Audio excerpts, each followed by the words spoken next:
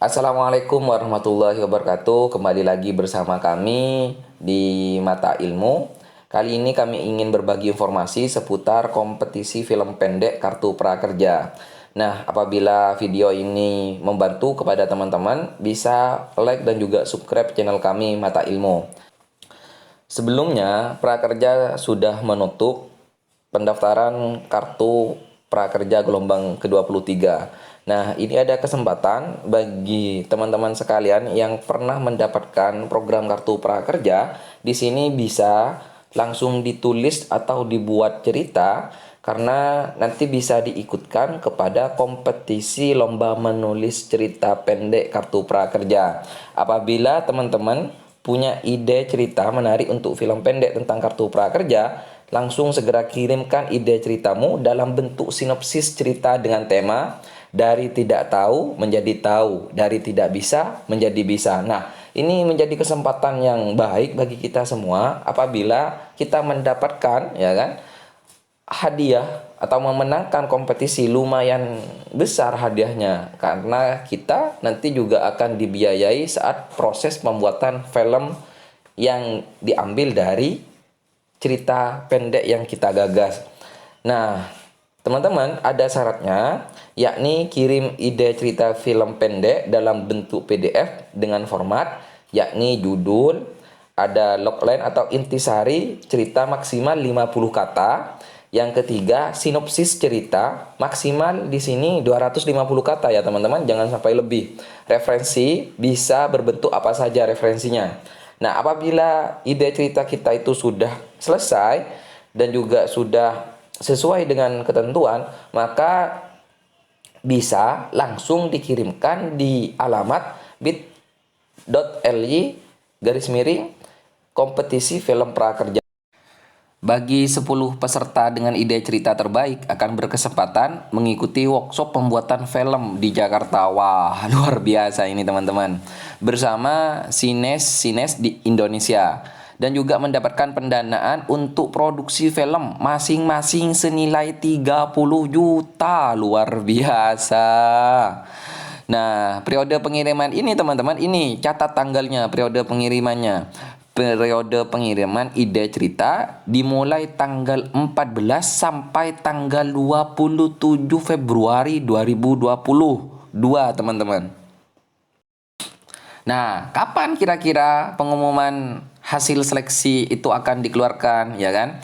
Nah, di sini disebutkan bahwa hasil seleksi 20 besar mengenai ide cerita terbaik akan diumumkan pada tanggal 5 Maret 2022. Nah, itu teman-teman, mulai dari sekarang silahkan ya, mulai dipersiapkan teman-teman. Apabila sudah memiliki ide dan gagasan, bisa langsung ceritakan dan kreasikan.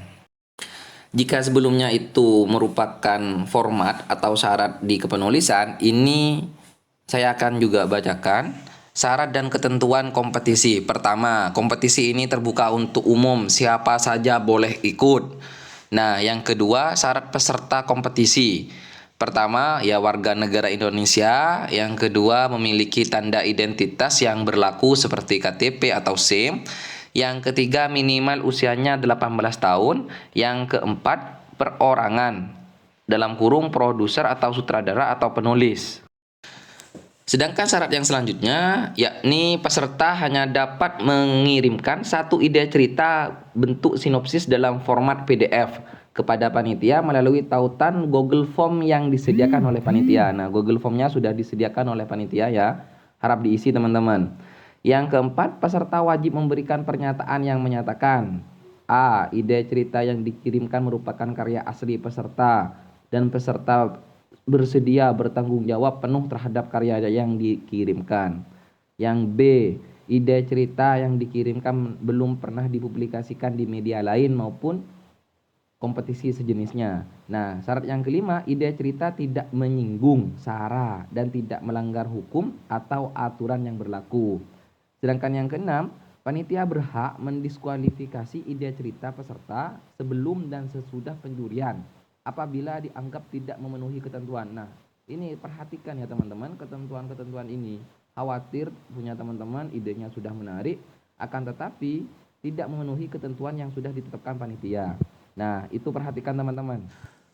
Nomor 7, ketentuannya, peserta yang lolos kualifikasi bersedia mengikuti jadwal yang ditentukan oleh pihak panitia, termasuk bersedia hadir ke Jakarta sesuai jadwal yang ditentukan oleh pihak panitia untuk mengikuti proses inkubasi dan workshop. Nah, ide cerita teman-teman apabila terpilih ya harus bersedia hadir ke Jakarta untuk mengikuti pelatihan ya. Harus siap teman-teman. Sedangkan yang nomor 8, transportasi dan akomodasi peserta yang lolos kualifikasi sepenuhnya akan menjadi tanggung jawab panitia. Wah, luar biasa. Kita bisa dapat jalan-jalan ke Jakarta ini. Sekaligus kita akan mendapatkan pelatihan teman-teman.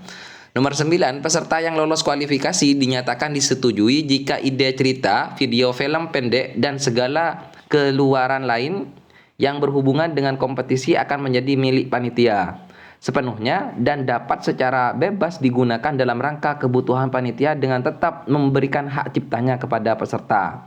Nah, 10 pemenang hasil kompetisi ini adalah mutlak keputusan dewan juri dan tidak bisa diganggu-gugat. Nah, teman-teman, tidak bisa diganggu-gugat karena keputusan dewan juri ini sudah bersifat mutlak. 11, pihak panitia dan dewan juri tidak bertanggung jawab terhadap segala tuntutan hukum atas ide cerita yang dikirimkan dan karya video, film pendek yang dihasilkan, namun tidak terbatas pada kepemilikan atau hak cipta. Nah, teman-teman, hati-hati di hak cipta ini. Ketentuan yang nomor 12, peserta yang lolos kualifikasi dianggap setuju jika dana produksi film pendek yang diberikan akan dipergunakan sesuai kegunaan dalam jangka waktu yang telah ditentukan dan bersedia diberikan sanksi secara hukum jika terjadi penyalahgunaan dana produksi film. Yang terakhir syaratnya teman-teman, peserta dianggap telah menyetujui semua persyaratan yang ditetapkan atas ide cerita yang dikirimkan dan karya video film pendek yang dihasilkan. Baik, itu saja teman-teman informasi yang dapat saya sampaikan. Segala informasi kami dapat dari @prakerja.go.id. Atas segala perhatian dan apabila terdapat kekeliruan, saya mohon maaf yang tiada batasnya. Terima kasih. Wassalamualaikum warahmatullahi wabarakatuh.